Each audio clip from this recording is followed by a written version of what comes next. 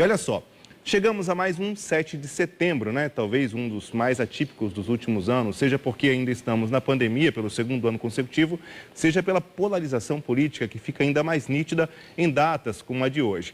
Para relembrar momentos importantes da história da independência e tentar entender o atual contexto político brasileiro, eu converso agora com o historiador René Nobre. Boa tarde, tudo bem? Seja bem-vindo ao TV Revista. Boa tarde, Natan. Boa tarde. Olha, é o seguinte, só para a gente relembrar, né, das aulas de história, a independência do Brasil, ela foi proclamada já há quase 200 anos, mas às margens do Rio Ipiranga, aquela história toda, mas de forma bastante breve, eu queria que você explicasse para a gente o que acontecia antes do 7 de setembro, né, de quando a proclamação da independência do Brasil foi dada efetivamente ali nas margens do Rio Ipiranga, e o que mudou depois do 7 de setembro, professor? Só tem um porém. Essa história das margens do Rio Ipiranga é uma invenção. É uma invenção de Pedro Américo, com aquele quadro famoso sobre a independência do Brasil, que é um presente de Dom Pedro II, em memória a Dom Pedro I, que ficou ofuscada, escondida durante muito tempo, porque proclamou a República. Então, aquele quadro, ele não condiz com a realidade. Aquele quadro, ele é uma representação de uma mitologia de uma independência. Quem está dizendo... Entendeu, Jonathan? Entendi. Mas o que justificaria, então, esse marco, digamos assim, que inclusive é celebrado já há quase 200 anos? Esse é um marco da história oficial, né? É a história oficial que marca o 7 de setembro como a nossa independência de Portugal e a criação de uma independência da grande potência que era a Inglaterra naquele período. Mas se você for pegar e analisar a história, que é uma história mais vista por baixo, a Bahia só reconheceu a independência em 25. Sim. O Maranhão logo depois. Então essa é uma independência criada pela elite conservadora, branca, europeia, elitista, sem a presença de mulheres, sem a presença de negros, de indígenas. Então é uma independência mítica, né? Buscando encontrar as referências de uma independência romântica, né, para uma história oficial brasileira.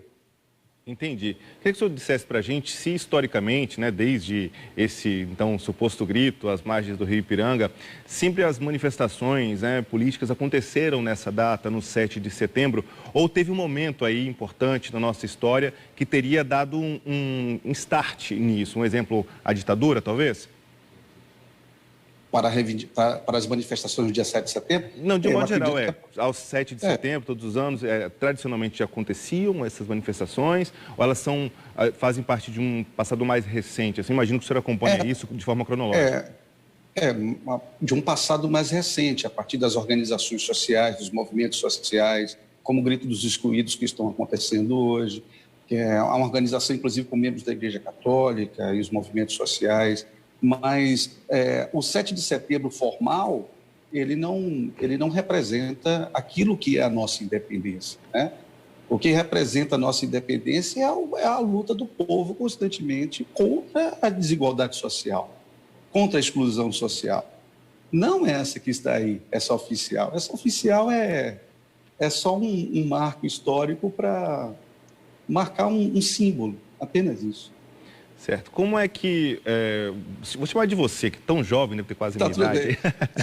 Como é que você vê as manifestações, né, que estão acontecendo hoje em várias partes do país, aqui na Bahia também, nas principais cidades, tanto as favoráveis quanto as contrárias ao governo, né? Você acha que, de fato, elas podem representar um novo marco aí na nossa história? Eu ouço falar muito assim nessa coisa da polaridade, né? Tem uma polaridade política e tal. Polaridade política sempre existiu, né? Você sempre teve pessoas que têm suas vocações políticas. O que acontece com essas manifestações pró-governo é que são manifestações que elas atacam diretamente a Constituição, elas atacam o Estado de Direito, justificando que estão defendendo o Estado de Direito e a Constituição. Então, é uma coisa ambígua.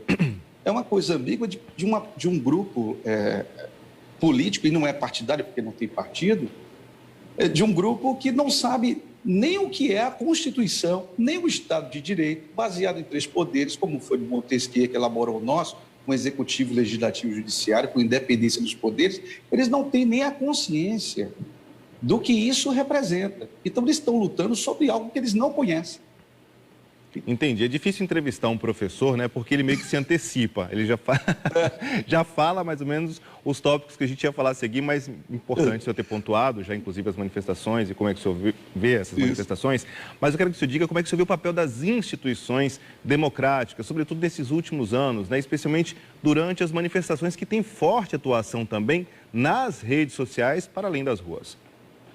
Olha, as instituições sociais, nós podemos falar inclusive as instituições de governo, hoje você tem o judiciário especificamente trabalhando para a manutenção da Constituição, né, em defesa da Constituição, e os movimentos sociais se organizando para defender o Estado democrático. Porque o que as pessoas não entendem é quando você pode ter o pensamento de direita ou de esquerda, mas você pode ter o pensamento de direita e de esquerda e não ser democrático. Não significa que é uma luta do bem contra o mal. A democracia é um elemento político, é um modelo grego, no qual ele pode ser tanto de direita quanto de esquerda. E aí o que é que acontece? Nós vivemos hoje um Estado que é uma luta do bem contra o mal constantemente. Você tem assim, eu costumo brincar que é uma luta tipo Star Wars, né? Você tem aquela referência do Star Wars. Mas as instituições, elas têm se organizado. O movimento estudantil, o movimento dos trabalhadores sem terra, sem teto, a Via Campesina, todos os movimentos em defesa dessa Constituição, desse movimento democrático.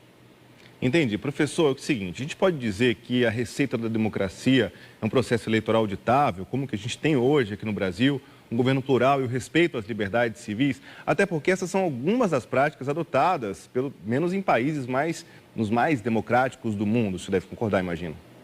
Sim, é exatamente isso. Exatamente. Nós temos um sistema eleitoral editável e eu tenho que ter no regime democrático a liberdade de não concordar com você e você não concordar comigo de forma civilizada. Eu não tenho que concordar com 100%. A regra da política, a política se faz com o diálogo, essa arte dialética. Eu tenho que conversar. Nós estamos fazendo política agora. Nós estamos dialogando. Essa é uma regra da política. Não, eu simplesmente, eu não concordo com o Jonathan, eu vou agredir o Jonathan. Não, isso não é fazer política, isso é impor a minha verdade. Uma verdade que é construída a partir daquilo que eu considero como certo. Então, o que é certo, Jonathan, é a Constituição, que é um contrato social em que o povo faz como o governo deve agir. Esse que é o certo. Então, as pessoas hoje confundem, por exemplo, a questão da liberdade de expressão, né? A liberdade de expressão é o que está na lei. Se na lei diz que você atacar o Congresso, atacar o Supremo é crime, não ataque. Você pode não concordar. Isso, e propor mudanças, mas atacar, dizer que vai fechar, que vai matar ministro, que vai matar político, não, isso aí já é crime. Eu entendi, até porque, pelo que estou entendendo aí na sua narrativa, o poder público ele é composto pelos diferentes poderes, né? O poder executivo, o legislativo, o judiciário, tem o Ministério Público. E quando o senhor fala na participação, o senhor, te chamando de senhor de novo, professor, né? Quando você diz... Vou tirar ponto, não tire ponto não, era até bom na aula de história. Quando você diz participação popular, imagino que você está incluindo todas as pessoas da sociedade, né? A gente fala em pessoas em situação de rua, a gente fala nos povos originários, nos moradores dos quilombos, e acho que é isso que talvez, sobre isso que faltaria uma compreensão? Falta, porque na realidade toda a sociedade civil organizada, ela vai à rua reivindicar seus direitos. O que acontece hoje no Brasil é que essa sociedade civil, que tem suas pautas, movimento quilombola, você tem um marco agora, a questão indígena agora, o movimento LGBT, o que você quiser. Todos esses movimentos, eles têm pautas, e são pautas que remontam à democracia. O que acontece é que essas pautas viraram uma pauta maligna para determinados setores conservadores do Brasil, né? Setores desse conservadorismo, que eu ainda vou mais além. Não são nem setores totalmente conservadores, são setores reacionários, que não querem andar para frente no tempo. Eles ainda estão presos àquele modelo escravista, do qual eles estão perdendo os privilégios. Então, assim, empregada doméstica não tem que ter direitos, porque vai tirar... Teve uma fala recentemente do empresário dizendo que ele ia ficar mais pobre.